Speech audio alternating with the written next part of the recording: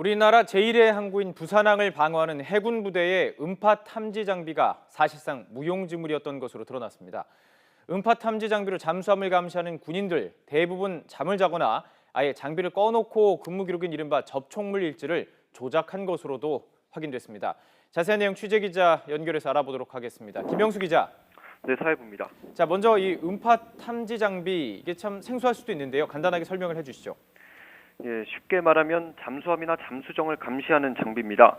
이 레이더를 피해서 물속에서 접근하는 적을 찾아내는 데 목적이 있는 건데요.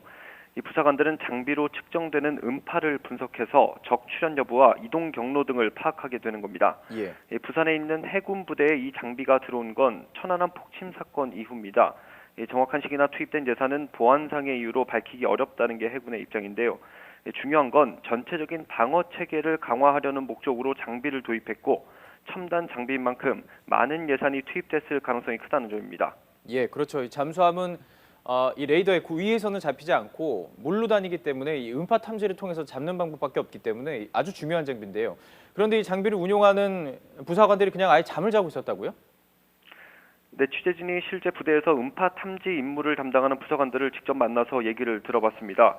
이 부대 상황을 처음 접했을 때는 너무 놀라서 거듭 되물을 정도였는데요. 예. 한 부대원은 상황실이 집 안방이나 마찬가지였다고 털어놨습니다.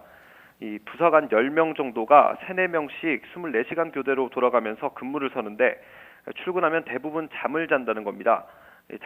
다른 부대원은 아예 장비를 꺼놓은 적도 있다고 전했습니다. 출근만 했지 사실상 근무를 안 한 셈입니다. 또 이런 근무 태만이 1년 넘게 관행처럼 이어져 왔다고 주장했습니다. 부대 내부에는 이런 분위기가 이미 만연해 있다는 건데요.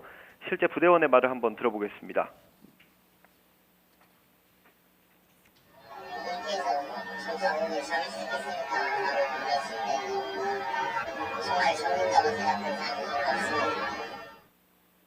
예, 뭐 정말 잡을 수 없다 부사관이 이렇게 얘기를 했는데 증언만 보더라도 실제 근무하는 증언만 보더라도 뭐 일을 안 했다라고 볼 수가 있는 건데요.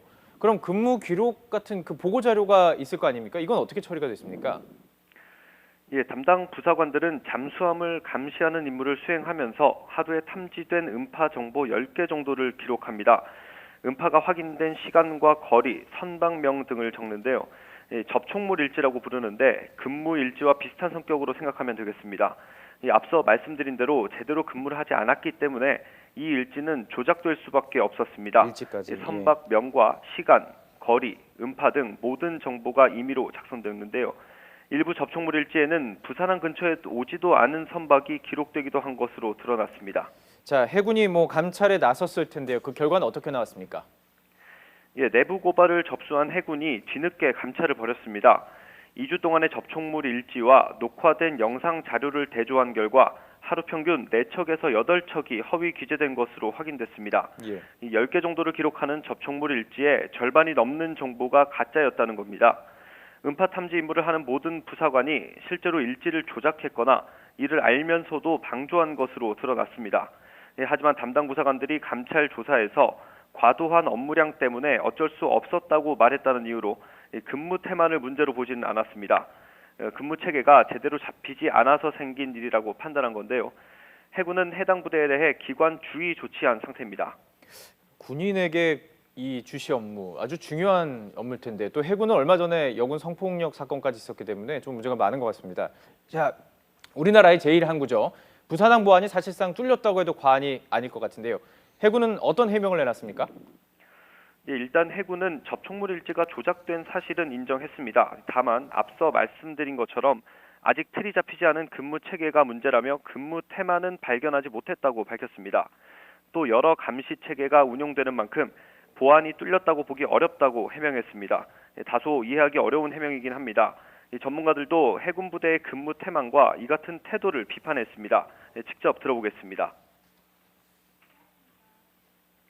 최악의 경우를 늘상 대비해야 되기 때문에 특히 이런 전략 자산이 존재하는 곳에 대한 철저한 경계 태세가 필요하다라는 점에서 지금과 같았던 운용 실태는 매우 실망스러울 뿐만 아니라 전문가들은 또 해당 부대의 근무 태만이 오랫동안 이어져 온 만큼 전반적인 실태 조사가 이뤄져야 한다고 지적하기도 했습니다. 지금까지 사회부에서 YTN 김영수입니다.